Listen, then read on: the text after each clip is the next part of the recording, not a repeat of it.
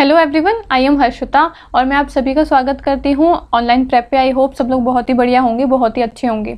आज की क्लास में हम बिहार एंट्रेंस एग्जाम जो था आपका बीएड का, उसके क्वेश्चंस को सॉल्व करेंगे। जो आपका सेक्शन 4 है बिहार के जो बीएड एंट्रेंस एग्जाम है, उसमें सेक्शन 4 जो आपका जनरल अवेयरनेस का आता है, उसके क्वेश्चंस को हम सॉल्व करेंगे। ठीक है, तो सबसे पहला जो 56 वाला क्वेश्चन है वो आपसे क्या पूछ रहा है, what is the scope of decision making, organisation, management, inspection या फिर एडमिनिस्ट्रेशन, यानी कि निर्णय लेने का दायरा क्या है, संगठन, प्रबंधन, निरीक्षण या फिर प्रशासन। तो सबसे पहले आपको इसका आंसर जो है वो खुद से सॉल्व करके अपने कमेंट बॉक्स में मुझे बता सकते हो, या फिर आप खुद से वीडियो को पॉज करके इसका आंसर दोगे और फिर उसके बाद में जो करेक्ट आंसर है जो मैं बताऊंगी उसको आप चेक कर लेना कि आपका आंसर सही है या फिर नहीं है। ठीक है, और जितने भी क्वेश्चन हम सॉल्व करेंगे उस सारे क्वेश्चन के मुझे बताना कि आपके कितने क्वेश्चन के आंसर जो है वो सही हुए। ठीक है, तो 56 क्वेश्चन जो है इसका करेक्ट आंसर क्या है, एडमिनिस्ट्रेशन जो है, प्रशासन जो है, ऑप्शन नंबर डी इसका करेक्ट आंसर है। यानी कि निर्णय लेने का दायरा क्या है, प्रशासन है। यानी कि जो आपका डिसीजन मेकिंग होती है अप्रोच,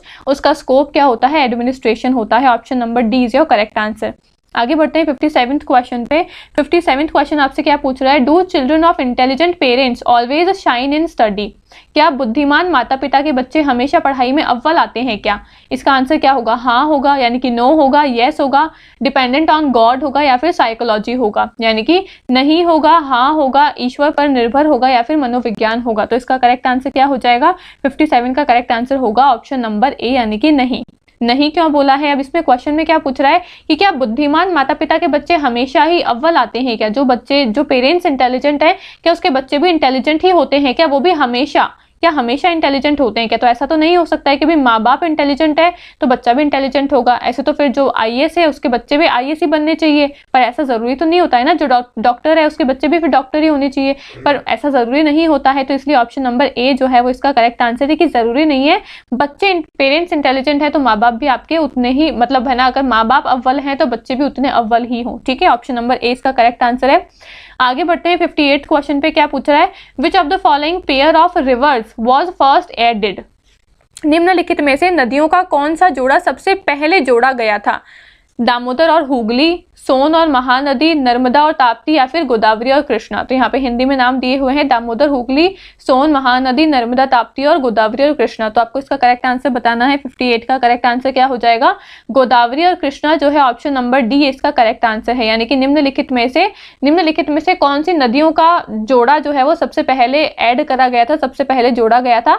तो गोदावरी और कृष्णा का जोड़ा जो है वो सबसे पहले ऐड करा गया था। Option number D is your correct answer. ठीक है, आगे बढ़ते हैं नेक्स्ट क्वेश्चन पे।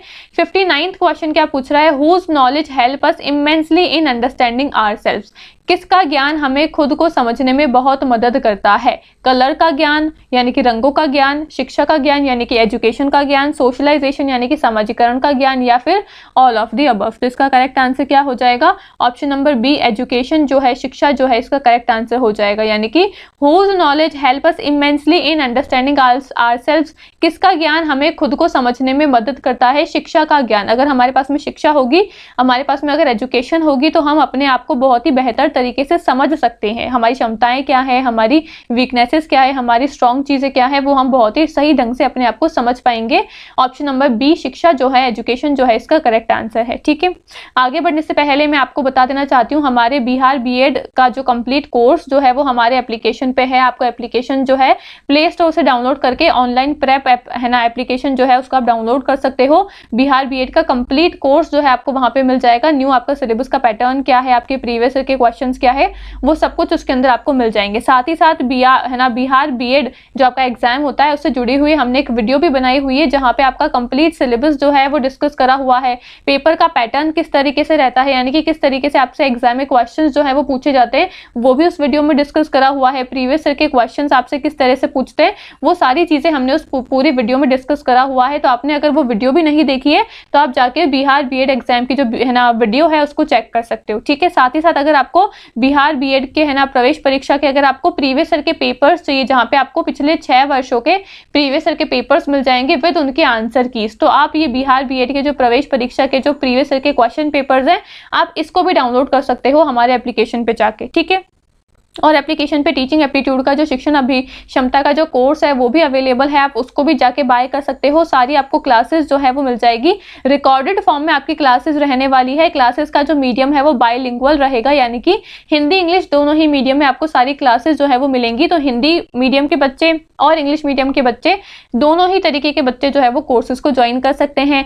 क्लासेस के साथ साथ आपको उनके पीडीएफ के नोट्स भी मिलेंगे, ताकि उन पीडीएफ को पढ़ के आप अपने खुद के नोट्स बना सको, या फिर आप उन पीडीएफ का ही प्रिंट आउट निकलवा सकते हो, उन पीडीएफ से ही आप पढ़ाई भी कर सकते हो। प्रीवियस ईयर के पेपर्स भी आपको मिलेंगे, ताकि आपको आइडिया लगे कि किस तरीके से आपसे पुराने सालों में कैसे कैसे एग्जाम में क्वेश्चन जो है वो पूछे गए हैं, उसके हिसाब से फिर आप अपनी आगे की तैयारी जो है वो शुरू कर सकते हो।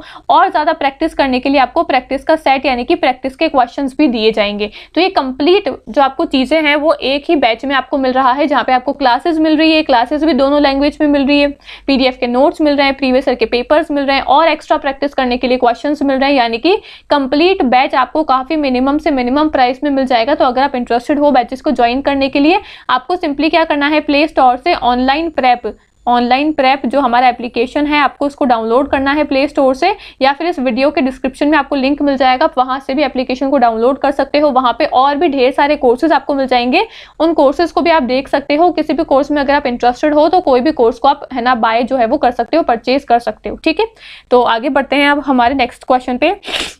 क्वेश्चन नंबर 60 जो है वो क्या पूछ रहा है, who was appointed as the managing director of international monetary fund in October 2019। अक्टूबर 2019 में अंतरराष्ट्रीय मुद्रा कोष के प्रबंधन निर्देशक के रूप में किसे नियुक्त करा गया था? रॉड्रिगो राटो को, या फिर क्रिस्टालिन जॉर्जीवा को, या फिर आपका क्रिस्टीन लेगार्ड को, या फिर आपका डोमिनिस है ना स्ट्रॉस कान को। तो इसका करेक्ट आंसर क्या हो जाएगा? 60 का ऑप्शन नंबर बी जो है क्रिस्टालिन जॉर्जीवा जो है इसका करेक्ट आंसर हो जाएगा। ठीक है, इनको 2019 में इंटरनेशनल मॉनेटरी फंड के मैनेजिंग डायरेक्टर के रूप में अपॉइंट किया गया था, नियुक्त किया गया था। ठीक है, ऑप्शन नंबर बी जो है क्रिस्टालिन जॉर्जीवा इसका करेक्ट आंसर है, ऑप्शन नंबर बी। आगे बढ़ते हैं नेक्स्ट क्वेश्चन पे। 61st क्वेश्चन आपसे क्या पूछा है, prime minister Shri Narendra Modi ji got global goalkeeper award for which of the following movement, यानी कि प्रधानमंत्री नरेंद्र मोदी को निम्नलिखित में से किस अभियान के लिए ग्लोबल गोल कीपर है ना गोल कीपर अवार्ड जो है पुरस्कार जो है वो मिला है, यानी कि मोदी जी को ग्लोबल गोल कीपर अवार्ड जो है वो मिला है। तो वो कौन से मूवमेंट के लिए मिला है, कौन से अभियान के लिए मिला है, वो आपको यहाँ पे बताना है। सौभाग्य योजना के लिए मिला है, या फिर न्यूट्रिशन मिशन यानी कि पोषण मिशन के लिए मिला है, स्वच्छ भारत के लिए मिला है, या फिर आपका मिशन इंद्रधनुष के लिए मिला है। सौभाग्य योजना के लिए मिला है, पोषण मिशन के लिए मिला है, स्वच्छ भारत के लिए मिला है, या फिर मिशन इंद्रधनुष के लिए उनको ग्लोबल गोल है ना गोल कीपर अवार्ड जो है वो मिला है। तो आपको बताना है इसका करेक्ट आंसर क्या हो जाएगा, स्वच्छ भारत, ऑप्शन नंबर सी जो है इसका करेक्ट आंसर है। मोदी जी को स्वच्छ भारत जो आपका मूवमेंट है, स्वच्छ भारत अभियान जो है उसके लिए इनको ग्लोबल गोल कीपर अवार्ड जो है, ग्लोबल गोल कीपर है ना गोल कीपर पुरस्कार जो है वो मिला है, ऑप्शन नंबर सी स्वच्छ भारत इसका करेक्ट आंसर है। ठीक है, आगे बढ़ते हैं। 62nd क्वेश्चन पे क्या पूछा है, which of the following fort is known as the golden fort, यानी कि निम्नलिखित में से किस किले को स्वर्ण का किला जो है वो कहा जाता है। गोल्डन फोर्ट जो है वो हम कौन से किले को कहते हैं, जैसलमेर के किले को कहते हैं, रेड फोर्ट को कहते हैं, मेहरानगढ़ के फोर्ट को कहते हैं, या फिर आपका है ना औरंगाबाद के फोर्ट को कहते हैं। यानी कि जैसलमेर के किले को स्वर्ण का किला कहा जाता है, या फिर लाल किले को, मेहरानगढ़ को, या फिर मेहरानगढ़ का जो किला है क्या उसको स्वर्ण का किला कहते हैं, या फिर औरंगाबाद का जो किला है उसको स्वर्ण किला जो है वो कहते हैं। तो इसका करेक्ट आंसर क्या हो जाएगा, जैसलमेर फोर्ट जो है आपका, जैसलमेर का किला जो है इसको हम क्या कहते हैं, स्वर्ण किला के नाम से जानते हैं, ऑप्शन नंबर ए इसका करेक्ट आंसर है। ठीक है, गोल्डन फोर्ट के नाम से किसको जानते हैं, जैसलमेर के फोर्ट को जानते हैं, option number A is your correct answer. आगे बढ़ते हैं। 63 क्वेश्चन क्या पूछ रहा है, the biodiversity act was formed in which of the following year, Bharat में जैव विविधता अभियान जो है वो किस वर्ष में बनाया गया था, 2000 में, 2001 में, 2002 में, या फिर 2004 में। तो इसका करेक्ट आंसर क्या हो जाएगा, 63 का ऑप्शन नंबर सी जो है वो करेक्ट आंसर है, 2002 में। ठीक है, यानी कि बायोडाइवर्सिटी एक्ट जो है, जैव विविधता अधिनियम जो है वो हम कब फॉर्म करे थे, वो हमने फॉर्म करा था 2002 में। ठीक है, option number C is your correct answer. आगे बढ़ते हैं। 64th क्वेश्चन क्या पूछ रहा है, which planet is surrounded by methane rings, Neptune, Venus, Mercury, या फिर यूरेनस। क्या पूछा है, कौन सा ग्रह मीथेन के छल्ले से घिरा हुआ है, नेपच्यून, शुक्र, बुध, या फिर आपका यूरेनस। इसका करेक्ट आंसर क्या हो जाएगा? 64th का आपका करेक्ट आंसर है नेपच्यून। ऑप्शन नंबर ए जो है वो इसका करेक्ट आंसर है।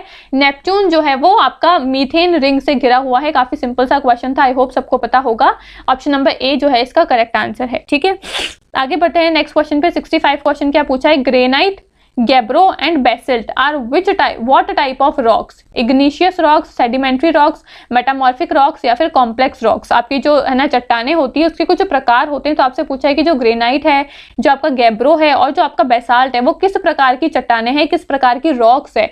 आग्नेय रॉक्स यानी कि इग्निशियस रॉक्स है, अवसादी यानी कि सेडिमेंट्री रॉक्स है, रूपांतरित रॉक्स है यानी कि मेटामॉर्फिक रॉक्स है, और आपकी जटिल यानी कि कॉम्प्लेक्स रॉक्स है। तो आपको बताना है कि इनमें से कौन से प्रकार की रॉक्स का एग्जाम्पल है ग्रेनाइट, गैब्रो या फिर बेसाल्ट। ठीक है, तो आप इसका करेक्ट आंसर क्या हो जाएगा? ऑप्शन नंबर ए जो है आग्नेय यानी कि इग्निशियस रॉक्स जो है उसके अंदर आती है granite, gabbro, basalt. Option number A जो है इग्निशियस, ये इसका करेक्ट आंसर हो जाएगा। ठीक है, आगे बढ़ते हैं नेक्स्ट क्वेश्चन पे। 66 क्वेश्चन क्या पूछ रहा है? Which ocean has 1/3 of land surface in the world? किस महासागर में विश्व की 1/3 भूमि तहत है? इंडियन ओशन में यानी कि हिंद महासागर में, आर्कटिक ओशन यानी कि आर्कटिक महासागर में, पैसिफिक ओशन है ना पैसिफिक ओशन में, या फिर आपका अटलांटिक ओशन में यानी कि अटलांटिक महासागर में? तो इसका करेक्ट आंसर क्या हो जाएगा? पैसिफिक ओशन जो है ऑप्शन नंबर सी इसका करेक्ट आंसर हो जाएगा। ठीक है, पैसिफिक ओशन में पैसिफिक जो आपका ओशन है उसमें विश्व की 1/3 भूमि जो है वो तहत है। ठीक है, option number C Pacific Ocean इसका करेक्ट आंसर है। आगे बढ़ते हैं नेक्स्ट क्वेश्चन पे। 67th क्वेश्चन क्या पूछ रहा है? Which article deals with the education for all? कौन सा अनुच्छेद सभी के लिए शिक्षा से संबंधित है ना? अनुच्छेद 41, अनुच्छेद 45, अनुच्छेद 43 या फिर अनुच्छेद 44? तो इसका करेक्ट आंसर क्या हो जाएगा? ऑप्शन नंबर बी जो है अनुच्छेद 45, ऑप्शन नंबर बी इसका करेक्ट आंसर है। ठीक है, जो आर्टिकल 45 जो है आपका अनुच्छेद 45 जो है ये आपका डीपीएसपी का एक आर्टिकल है। ठीक है, डीपीएसपी आई होप आपने नाम सुना होगा, directive principle for state policy, जो हमारे संविधान में भाग 4 में दे रखे हैं। भाग 3 में क्या है? भाग 3 में है ना जो है वो आप मुझे कमेंट करके बताओगे, मैं आपको नहीं बताऊंगी। ठीक है, तो भाग 3 में क्या है वो आप मुझे कमेंट करके बताना। भाग 4 में डीपीएसपी है और भाग 4A में क्या है? भाग 4A में है आपके फंडामेंटल ड्यूटीज। ठीक है, तो भाग 4 में जो आपकी डीपीएसपी है इसके आर्टिकल नंबर शुरू होते हैं आपके आर्टिकल 36 यानी कि अनुच्छेद 36 से लेकर आपके अनुच्छेद 51 तक आपके डीपीएसपी आते हैं। तो इसमें ही आपका आर्टिकल 45 आता है, और वो आर्टिकल 45 यानी कि अनुच्छेद 45 जो है वो क्या बात करता है? सभी के लिए शिक्षा का अनुच्छेद है, यानी कि एजुकेशन फॉर ऑल की बात करता है। ठीक है, इसलिए ऑप्शन नंबर बी अनुच्छेद 45 इसका करेक्ट आंसर है। ठीक है, मुझे कमेंट करके बताना कि भाग 3 में क्या आता है। संविधान का जो अलग अलग भाग दे रखे हैं उसमें से भाग 3 में कौन सी चीज जो है वो रखी गई है, जरूर से मुझे कमेंट करके बताना। काफी सिंपल सा क्वेश्चन है। ठीक है, आगे बढ़ते हैं नेक्स्ट क्वेश्चन पे। 68 क्वेश्चन क्या पूछ रहा है? White revolution is also associated with? श्वेत क्रांति का संबंध इनमें से चारों ऑप्शन में से किससे है? सफेद खाद्य तेल से यानी कि व्हाइट एडिबल ऑयल से, फूड प्रोडक्शन यानी कि है ना फल उत्पादन से है, व्हाइट पोल्ट्री या फिर एग से है यानी कि सफेद मुर्गी और अंडे से है, या फिर मिल्क प्रोडक्शन यानी कि दूध के उत्पादन से है? तो व्हाइट रेवोल्यूशन जो है वो किससे जुड़ा हुआ है? व्हाइट रेवोल्यूशन आपके दूध के उत्पादन से जुड़ा हुआ है, मिल्क प्रोडक्शन से जुड़ा हुआ है। ठीक है, option number D is your correct answer. आगे बढ़ते हैं 69th क्वेश्चन पे। क्या पूछ रहा है? The local government in India was initially established by Lord Ripon, Lord Curzon, Lord Canning या फिर लॉर्ड डलहौजी? भारत में स्थानीय सरकार की स्थापना प्रारंभ किसने करी थी? लॉर्ड रिपन ने करी थी, लॉर्ड कर्जन ने करी थी, लॉर्ड कनिंग ने करी थी, या फिर आपके लॉर्ड डलहौजी ने करी थी? ठीक है, तो इसका करेक्ट आंसर क्या हो जाएगा? ऑप्शन नंबर जो सिखाना क्वेश्चन 69 जो है इसका करेक्ट आंसर क्या हो जाएगा? लॉर्ड रिपन जो है इसका करेक्ट आंसर है ऑप्शन नंबर ए। ठीक है है ना, ऑप्शन नंबर ए जो है वो इसका करेक्ट आंसर है लॉर्ड रिपन। यानी कि लॉर्ड रिपन जो है ये क्या है? आपके ब्रिटिश इंडिया के गवर्नर जनरल थे, और लॉर्ड रिपन जो है इन्होंने ही है ना लोकल गवर्नमेंट की क्या करी थी? शुरुआत करी थी। ठीक है, प्रारंभ इसकी स्थापना जो है वो इन्होंने ही करी थी। तो ऑप्शन नंबर ए जो है इसका करेक्ट आंसर है। आगे बढ़ते हैं नेक्स्ट क्वेश्चन पे। क्या पूछा है? खजुराहो मंदिर का निर्माण किसने कराया था? खजुराहो टेम्पल जो है वो किसने बनवाया था? चौहानों ने, या फिर आपका है ना चंदेलों ने, राजपूतों ने, या फिर आपके प्रतिहारों ने? तो इसका करेक्ट आंसर क्या हो जाएगा? 70 का ऑप्शन नंबर बी चंदेल्स जो है यानी कि चंदेलों ने है ना खजुहारे मंदिर जो है वो उसका निर्माण करवाया था। Option number B is your correct answer. ठीक है, आगे बढ़ते हैं नेक्स्ट क्वेश्चन पे। 71st क्वेश्चन क्या पूछ रहा है, the macronutrient provided by inorganic fertilisers are, यानी कि अकार्बनिक निश्चयन द्वारा प्रदान किए गए नए मैक्रो पोषक तत्व क्या होते हैं। कार्बन, आयरन, बोरॉन होते हैं, कार्बन, नाइट्रोजन और फास्फोरस होते हैं, नाइट्रोजन, फास्फोरस और पोटेशियम होते हैं, या फिर मैग्नीशियम और जिंक और आयरन होते हैं। तो इसमें से आपको करेक्ट आंसर बताना है। क्वेश्चन नंबर 71 जो है इसका करेक्ट आंसर क्या है, नाइट्रोजन, फास्फोरस और पोटेशियम जो है इसका करेक्ट आंसर है ऑप्शन नंबर सी, यानी कि अकार्बनिक निर्वेचन द्वारा प्रदान किए गए मैक्रो पोषक तत्व कौन से होते हैं, नाइट्रोजन, फास्फोरस और पोटेशियम होते हैं। ठीक है, ऑप्शन नंबर सी जो करेक्ट आंसर। आगे बढ़ते हैं 72 क्वेश्चन पे। क्या पूछा है आपसे, when TeL is added to petrol. TeL क्या होता है, टेट्रा इथाइल लेड। ये जो टेट्रा इथाइल लेड जो है ये हम पेट्रोल के अंदर ऐड करते हैं ताकि पेट्रोल में जो पॉल्यूशन होता है उसकी मात्रा थोड़ी सी कम हो जाए। ठीक है, तो ये जो है ना टेट्रा इथाइल लेड जो है ये हम है ना पेट्रोल में हम क्यों ऐड करते हैं या फिर हम कब से इसको ऐड करते हैं। It increase the BP of petrol, it increase the anti knocking rating, it decrease the BP of petrol, या फिर it decrease the anti knocking rating. तो इसका करेक्ट आंसर क्या हो जाएगा, क्वेश्चन नंबर 72 है, इसका करेक्ट आंसर क्या हो जाएगा, it increase the anti knocking rating, यानी कि यह एंटी नॉकिंग रेटिंग को बढ़ाता है। ऑप्शन नंबर बी इसका करेक्ट आंसर है। ठीक है, आगे बढ़ते हैं। क्या पूछा है आपसे 73rd question, which carbon compound is used as fire extinguisher. किस कार्बन कंपाउंड का उपयोग हम अग्निनाशक यंत्र के रूप में करते हैं। CS2 के है ना CS2 को, CHCI3 को, CH3CI को, या फिर CCI4 को। तो इसका करेक्ट आंसर क्या हो जाएगा, क्वेश्चन नंबर 73 जो है इसका करेक्ट आंसर क्या है, CCI4 जो है इसको हम है ना यूज करते हैं। एक आपका कार्बन का कंपाउंड है ये, इसको हम फायर एक्सटिंग्विशर्स जो आते हैं ना आग को बुझाते हैं जिससे हम, तो उसके अंदर हम इस कार्बन कंपाउंड का यूज करते हैं। ऑप्शन नंबर डी जो है CCI4 इसका करेक्ट आंसर है। ठीक है, आगे बढ़ते हैं नेक्स्ट क्वेश्चन पे। क्या पूछा है आपसे, supersonic aircraft discharge the following substance into stratosphere. Stratosphere क्या है, आपकी जो एटमॉस्फेयर होती है उसमें आपकी अलग अलग परतें होती है, आपकी अलग अलग लेयर्स होती है, जैसे कि ट्रोपोस्फेयर हो गई, आपकी स्ट्रेटोस्फेयर हो गई, आपकी मीजोस्फेयर हो गई, आपकी है ना एक्सोस्फेयर हो गई, आपकी आइनोस्फेयर हो गई। ऐसे करके आपकी 5 से 7 लेयर्स यानी कि 5 से 7 परतें होती है आपकी एटमॉस्फेयर में, आपके वातावरण में। ठीक है, जो हमको बादल दिख रहे हैं, जो आपके सर्दी है ना गर्मी के जो मौसम बदलते हैं, जो आपके एरोप्लेन्स वगैरह उड़ते हैं, जो आपके एस्ट्रोनॉट्स वगैरह होते हैं, वो आपके अलग अलग परतों में होते हैं। ट्रोपोस्फेयर में कुछ अलग होता है आपका, स्ट्रेटोस्फेयर में कुछ अलग होता है आपका, ओजोन की जो परत होती है वो भी आपको अलग दिखती है, वो भी मतलब अलग अलग लेवल्स पे आपकी 2 तरीके के ओजोन होते हैं, एक होती है आपकी गुड ओजोन, एक होती है आपकी बैड ओजोन। ठीक है, तो ये जो ट्रोपोस्फेयर है यहाँ पे आपको बैड ओजोन देखने को मिलेगी, लेकिन ये जो स्ट्रेटोस्फेयर है यहाँ पे आपको गुड ओजोन देखने को मिलती है। तो कहने का ये मतलब है कि एटमॉस्फेयर में अलग अलग परतें होती है, अलग अलग लेयर्स होती है, और अलग अलग लेयर्स में आपको अलग अलग चीजें जो है वो देखने को मिलती है। तो आपसे इस क्वेश्चन में क्या पूछा है, supersonic aircraft discharge the following substance into atmosphere, कि भाई सुपरसोनिक विमान जो है वो समताप मंडल में निम्नलिखित में से कौन सा पदार्थ जो है वो छोड़ता है। तो ये समताप मंडल क्या है, इसको इंग्लिश में हम कहते हैं स्ट्रेटोस्फेयर। और ये स्ट्रेटोस्फेयर क्या है ये मैंने आपको समझा दिया है। एटमॉस्फेयर की का है ना 5 से 7 लेयर्स होती है, जिसमें से एक लेयर आती है आपकी समताप मंडल, जहां पे गुड ओजोन जो है वो होता है। ठीक है, एक तो आपका बैड ओजोन होता है, एक आपका गुड ओजोन होता है।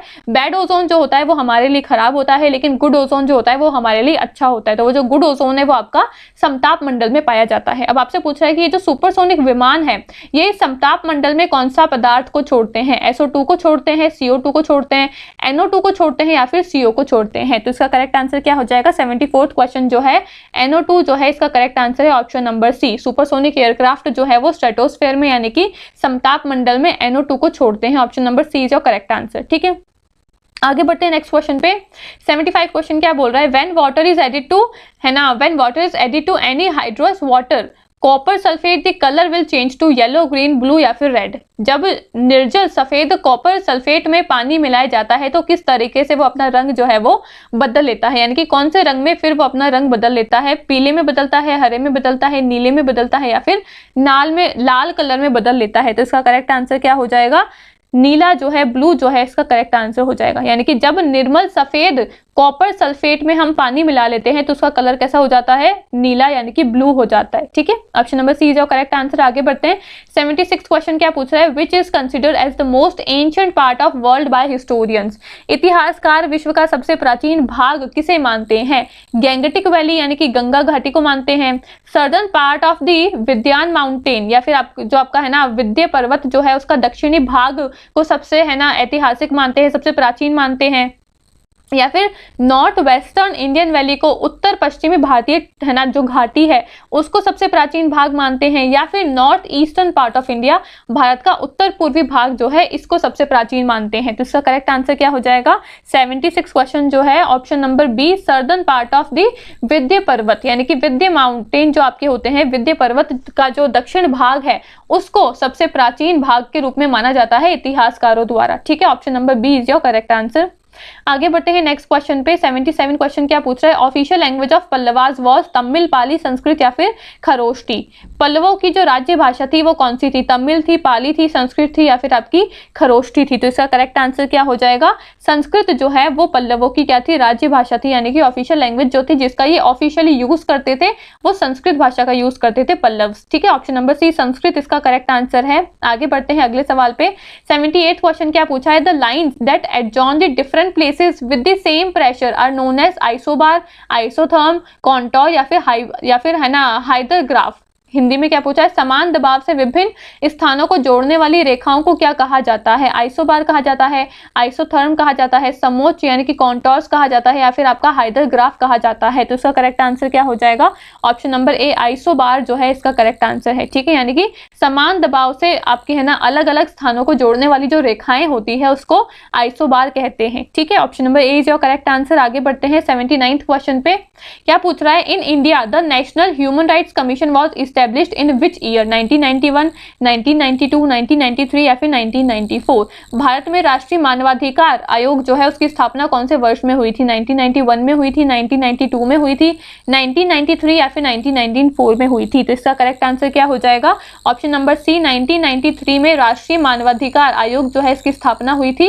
नेशनल ह्यूमन राइट्स कमीशन जो है इसकी स्थापना 1993 में हुई थी। ठीक है, अब इसका कमीशन का काम क्या है, ये जो आयोग है ये ह्यूमन राइट्स के लिए काम करता है यानी कि मानव के अधिकारों के लिए काम करता है कि कोई मानव के जो अधिकार है उसका हनन तो नहीं कर रहा है, मानव के अधिकारों का एक्सप्लॉयटेशन या फिर वायलेशन तो नहीं हो रहा है, शोषण तो नहीं हो रहा है, कहीं जो सरकार है हमारी वो ऐसी नियम नीतियां तो नहीं बना रही है जिससे जो मानव है उसके अधिकारों का शोषण हो रहा है।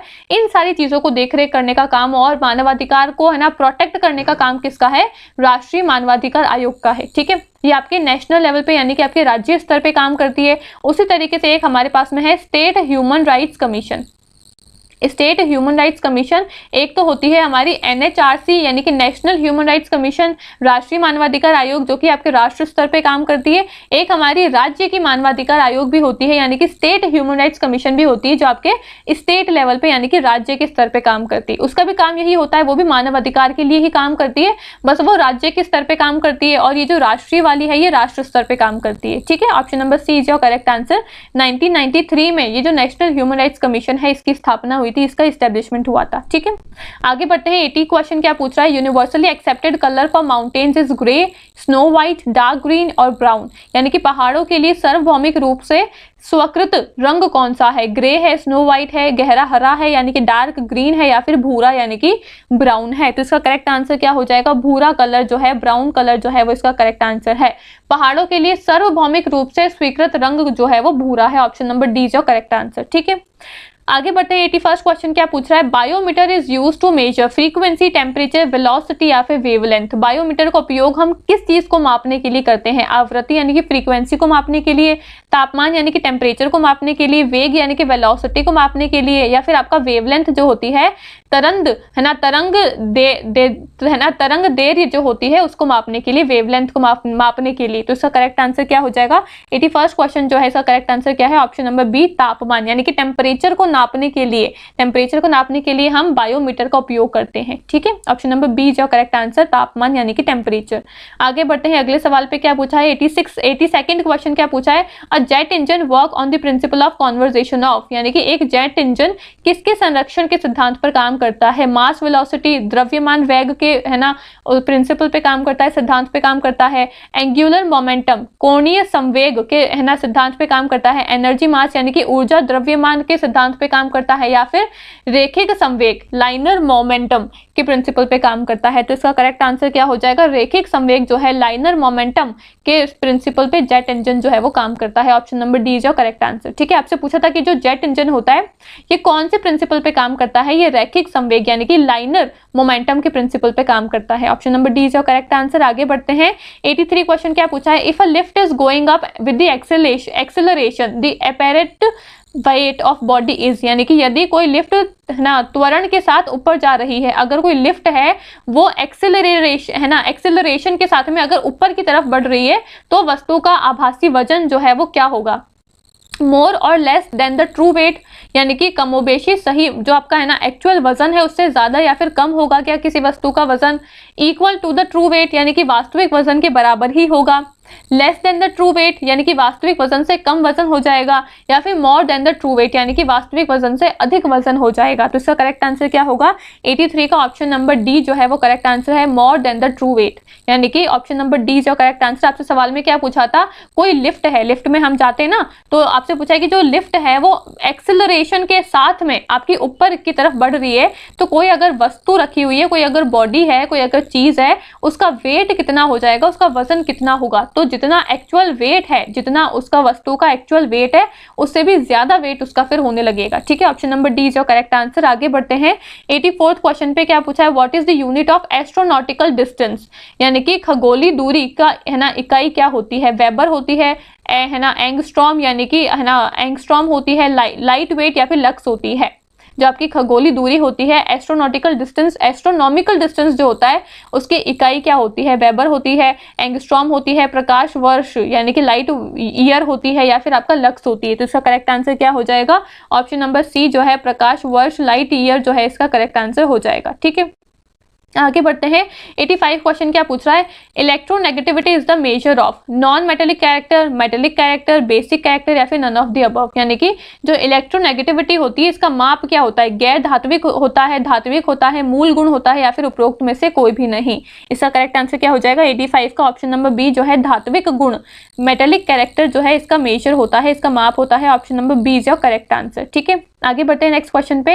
86 क्वेश्चन क्या बोला है, the lens is used in a simple microscope is concave, convex, cylindrical या फिर नन ऑफ द अबव। जो साधारण सूक्ष्मदर्शी होता है उसमें कौन सा लेंस हम उपयोग में लेते हैं, कॉनकेव यानी कि अवतल, उत्तल यानी कि कॉन्वेक्स, या फिर आपका सिलेंड्रिकल यानी कि बेलनाकार, या फिर उपरोक्त में से कोई भी नहीं। तो जो आपका माइक्रोस्कोप होता है उसमें हम कौन से लेंसेज का उपयोग करते हैं वो आपसे यहाँ पे पूछा है। 86 क्वेश्चन जो है इसका करेक्ट आंसर क्या हो जाएगा, कॉन्वेक्स लेंसेज जो होते हैं आपके, उत्तल लेंसेज जो आपके होते हैं उसका हम उपयोग करते हैं किसके लिए, सूक्ष्मदर्शी के लिए यानी कि माइक्रोस्कोप के लिए। ऑप्शन नंबर बी उत्तल जो है कॉन्वेक्स जो है इसका करेक्ट आंसर है। आगे बढ़ते हैं नेक्स्ट क्वेश्चन पे। क्या पूछा है 87th क्वेश्चन आपसे पूछ रहा है, the elimination of toxic nitrogenous waste and excess waste is man is by, यानी कि मनुष्य में विषाक्तम नाइट्रोजीनियस है ना अपशिष्ट और अतिरिक्त पानी का उन्मूलन होता है, है ना एक्सरेशन से, सर्कुलेशन से, रिप्रोडक्शन या फिर पॉल्यूशन से, उत्सर्जन द्वारा होता है, परिसंचरण द्वारा होता है, प्रजनन द्वारा होता है, या फिर आपका प्रदूषण द्वारा होता है। तो इसका करेक्ट आंसर क्या हो जाएगा 87th क्वेश्चन जो है इसका करेक्ट आंसर क्या है, उत्सर्जन से यानी कि एक्सरेशन से। ऑप्शन नंबर ए जो है वो इसका करेक्ट आंसर है। ठीक है, आगे बढ़ते हैं 88th क्वेश्चन क्या पूछा है, लिक्विड मेटल इज, तरल धातु क्या है, बिस्मुथ है या फिर मैग्नीशियम है, मरकरी है या फिर आपका सोडियम है। तो 88th क्वेश्चन जो है इसका करेक्ट आंसर क्या हो जाएगा, मरकरी आपका एक लिक्विड मेटल है। ऑप्शन नंबर सी पारा जिसको हम हिंदी में कहते हैं ये आपका क्या है, एक लिक्विड मेटल है। Option number C is your correct answer. ठीक है, आगे बढ़ते हैं नेक्स्ट क्वेश्चन पे। 89 क्वेश्चन क्या पूछा है, which of the following is not a primary colour, red, blue, green या येलो। इनमें से कौन सा प्राथमिक रंग नहीं है, लाल, हरा, पीला या फिर नीला। तो 89th क्वेश्चन जो है इसका करेक्ट आंसर क्या हो जाएगा, पीला कलर जो है, येलो कलर जो है, ये आपका प्राथमिक रंग यानी कि प्राइमरी कलर नहीं होता है। Option number D is your correct answer. आगे बढ़ते हैं 90 क्वेश्चन क्या पूछा है, which blood cell are called soldiers of the body, WBC, white blood cell जिसको फुल फॉर्म कहते हैं, प्लेटलेट्स, RBC यानी कि रेड ब्लड सेल्स, या फिर आपके ऑल ऑफ द अबव। कौन सा रक्त कोशिकाएं शरीर की सैनिक कहलाती है, कौन सी जो आपकी ब्लड सेल्स हैं उसको हम सोल्जर्स ऑफ बॉडी कहते हैं, यानी कि सैनिक जो है हमारी शरीर का वो कहते हैं। WBC यानी कि आपके जो व्हाइट ब्लड सेल्स होते हैं उसको हम शक्ति है ना हमारे शरीर का सैनिक कहते हैं। जो आपके प्लेटलेट्स होते हैं उनको हम हमारे शरीर का सैनिक कहते हैं। जो आपके RBC यानी कि आपके जो रेड ब्लड सेल्स होते हैं क्या उसको हम हमारे शरीर का सैनिक कहते हैं, या फिर उपरोक्त सभी को हम हमारे शरीर का सैनिक कहते हैं। तो 90th क्वेश्चन का आंसर क्या हो जाएगा, जो आपके WBC जो होते हैं आपके व्हाइट ब्लड सेल्स जो होते हैं इसको हम क्या कहते हैं, सोल्जर्स ऑफ द बॉडी यानी कि शरीर के सैनिक इनको कहा जाता है। ठीक है, option number A is your correct answer.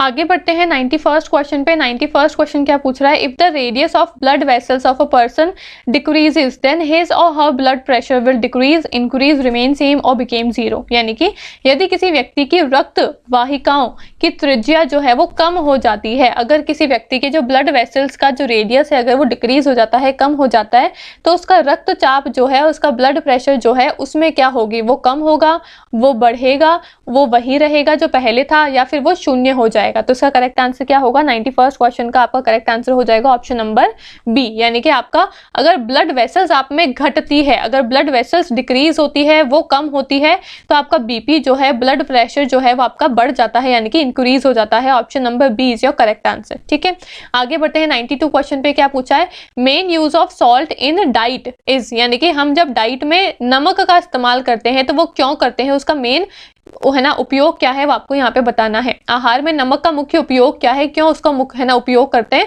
वो आपको यहाँ पे बताना है। सबसे पहले बोला है ease the process of cooking, दूसरा बोला है इंक्रीज द टेस्ट, तीसरा बोला है produce small amount of hydrochloric acid require for digestion, चौथा बोला है increase solubility of food particles in water, यानी कि खाना पकाने की प्रक्रिया को आसान बनाने के लिए नमक का उपयोग करते हैं, स्वाद बढ़ाने के लिए नमक का उपयोग करते हैं, पचाने के लिए आवश्यक थोड़ी मात्रा में हाइड्रोक्लोरिक एसिड का उत्पादन करने के लिए नमक का उपयोग करते हैं, या फिर पानी में खाद्य कणों की घुलनशीलता को बढ़ाने के लिए नमक का उपयोग करते हैं।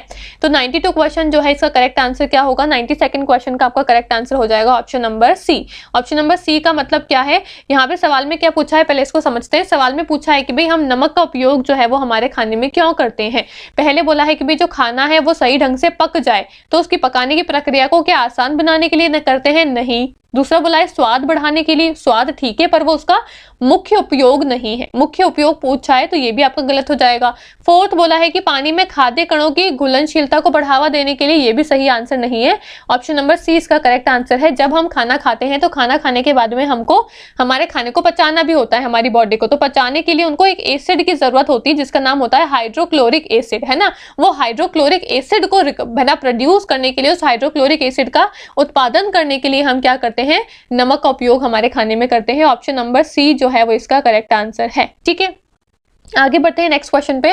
93 क्वेश्चन क्या पूछा है आपसे, which fungus is known as green mould, यानी कि किस है ना कवक को, कौन से फंगस को हम ग्रीन मोल्ड के नाम से जानते हैं। एस्पेरोगिलिस, या फिर आपका सैक्रोमाइसिस, म्यूकस, या फिर आपका पेनिसिलियम।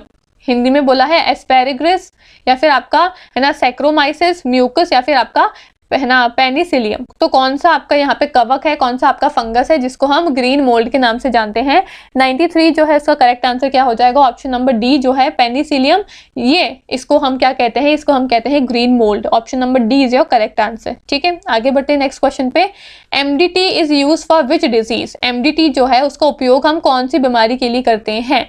ट्यूबरक्लोसिस जिसको हम TB के नाम से जानते हैं, यानी कि क्षय रोग के नाम से जानते हैं, उसके लिए करते हैं। लेप्रोसिस यानी कि कुष्ठ रोग में करते हैं है ना MDT का उपयोग, या फिर आपका डिप्थीरिया जो होता है उस बीमारी में करते हैं, डिप्थीरिया में करते हैं, या फिर आपका पोलियो जो बीमारी होती है उसमें MDT का उपयोग करते हैं। तो आपसे पूछा है कि ये जो MDT है इसका उपयोग इन चारों बीमारी में से कौन सी डिजीज के लिए किया जाता है। तो 94th क्वेश्चन जो है इसका करेक्ट आंसर क्या हो जाएगा, कुष्ठ रोग जो होता है आपका, लेप्रियोसी जो होता है, इसके लिए हम MDT का उपयोग करते हैं। Option number B is your correct answer. ठीक है, आगे बढ़ते हैं नेक्स्ट क्वेश्चन पे। क्या पूछा है, which pollutant may lead to black foot disease, कौन सा प्रदूषक जो है वो ब्लैक फुट रोग का कारण बनता है। कैडमियम, पारा, आर्सेनिक या फिर तांबा। भाई ये जो आपके चार यहाँ पे आपको है ना प्रदूषक दिए हुए हैं, पॉल्यूटेंट्स दिए हुए हैं, तो आपसे पूछा है कि इन चारों प्रदूषकों में से कौन सा प्रदूषक जो है वो ब्लैक फुट रोग जो है उसका कारण बनता है। तो आपकी एक डिजीज होती है ब्लैक फुट डिजीज, जिसमें क्या होते हैं आपके जो पैर होते हैं, आपके जो फुट होते हैं वो एकदम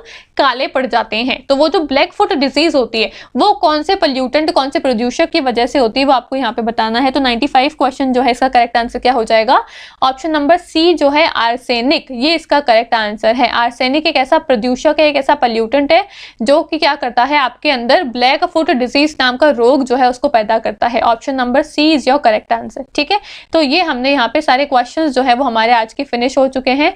यहाँ पे आप इसकी आंसर कीज जो है इसको भी चेक कर सकते हो, जो भी मैंने आपको आंसर्स बताए हैं वो आप यहाँ से भी चेक कर सकते हो। ठीक है, तो ये सारे क्वेश्चंस आज हमने सॉल्व करे, ऑलमोस्ट है ना 40 to 50 क्वेश्चंस हमने यहाँ पे सॉल्व करे। आप मुझे कमेंट करके जरूर से बताना कि आपको क्लास जो है वो कैसी लगी है, आपको सारे क्वेश्चंस जो है वो कैसे लगे। ठीक है, और आपको कोई भी दिक्कत होती है तो भी आप मुझे कमेंट करके बता सकते हो, कोई भी आपका डाउट होता है तो भी आप मुझे कमेंट करके जरूर से पूछ लिया करो। ठीक है, थैंक यू।